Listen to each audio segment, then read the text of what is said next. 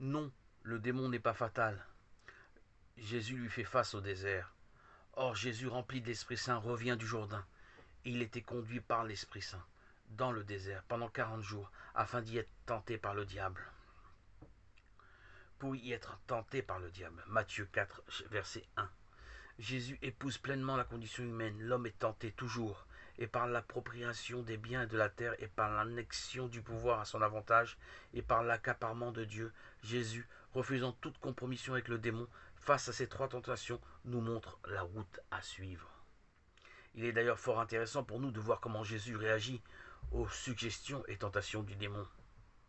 Jésus n'accapare pas les biens de la terre, mais dans sa réponse, s'il souligne leur nécessité, il ne leur donne que l'importance relative qu'ils ont.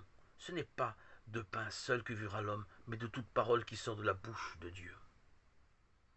Pour lui, Dieu n'est pas un objet que l'on s'approprie ou une personne que l'on s'aliène.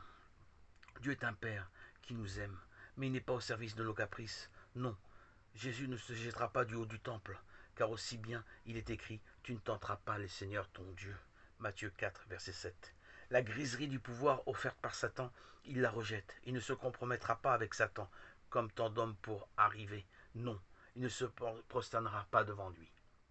Alors Jésus lui dit « Retire-toi, Satan, car il est écrit « C'est devant le Seigneur ton Dieu que tu te prosterneras. C'est à lui seul que tu rendras un culte. » Matthieu 4, verset 10. Imitons-le et demandons-lui la force de l'Esprit qui toujours le guide.